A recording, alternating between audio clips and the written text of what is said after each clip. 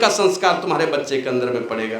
तो क्या इस प्रकार की चर्चा है। और नियमित रूप से सात्विक आचरण में रहने के लिए साधु पुरुषों की संगति मिलनी चाहिए, अर्थात साधु संतों के जो विचार हैं शास्त्रों में भरे पड़े हुए, उनको सुनना चाहिए। इस प्रकार की बातें।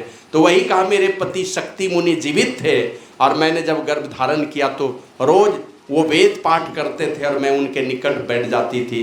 वही संस्कार मेरे गर्भस्थ शिशु पर पड़ा है कि अब अपने से आवाज़ आने लगी, मेरे गर्भ से वेद मंत्र की आवाज़ आने लगी। अब धीरे धीरे उस बच्चे का जन्म हुआ। वही लड़का आगे चल करके गुरु वशिष्ठ का बेटा शक्ति मुनि, और शक्ति मुनि के जाने के बाद उनका ही बेटा पराशर मुनि के नाम से इस संसार में विख्यात हुआ है। और उसी यही पराशर मुनि एक दिन एक द्वीप पर घूम रहे थे और द्वीप पर घूमते घूमते एक खूबसूरत कन्या को देखा।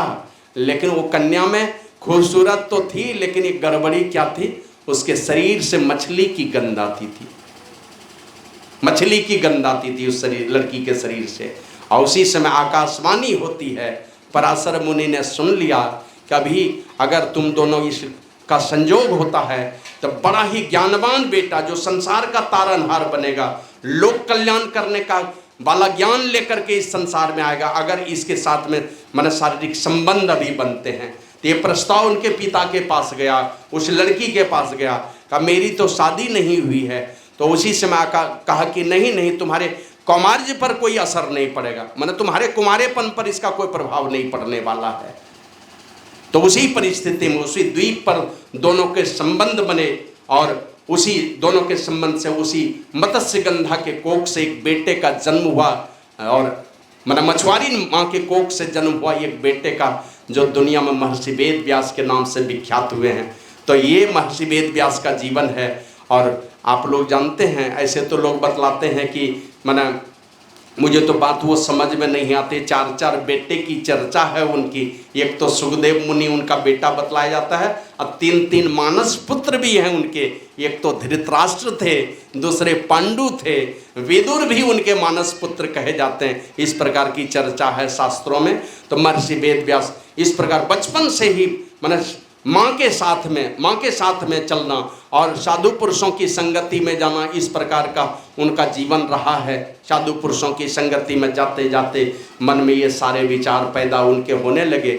और इस साधु संतों की संगति का ये परिणाम आया कि एक वो दिन भी आया कि जब दुनिया के सारे बड़े बड़े विद्वान, उनका संभवतः ईरान में एक विद्वानों की सभा हुई थी, सारे विद्वान लोग वहाँ पर जुटे थे। महर्षि वेद व्यास भी वहाँ आए थे। सब लोगों को शास्त्र में उन्होंने पराजित किया। दुनिया के सारे विद्वान महात्माओं ने उनको गुरु के रूप में स्वीकार किया, माने सारे महापुरुषों ने ही स्वीकार किया गुरु के रूप में। तो उस दिन से वे विश्व गुरु कहलाए, जगत गुरु कहलाए। और उनका चूँकि पावन आज जन्मदिन है, आज उनकी जयंती है। और इस जयंती को लोग, आज पूर्णिमा है, आषाढ़ पूर्णिमा, इसको लोग गुरु पूर्णिमा के रूप में मनाते हैं, क्योंकि जगत गुरु का ही जन्म हुआ उस दिन। तो जगत गुरु के जन्मदिन को लोगों ने इस पूर्णिमा को गुरु पूर्णिमा के रूप में स्वीकार किया। और आज के दिन सब लोग उनको याद करते हैं, उनसे आशीष मांगते हैं, लेकिन साथ ही साथ अपने गुरु का पूजन करते हैं, उनकी अर्चना करते हैं, वंदना करते हैं। और अपने गुरु की पूजा अर्चना करके लोग उनसे आशीष मांगते हैं। कहने का मतलब कि आए वो दलित परिवार में जन्म लिए, लेकिन दुनिया के लोगों को उन्होंने गुरु का सानिध्य प्राप्त करके वो योग्यता भी। श्री सद्गुरु महाराज की जय।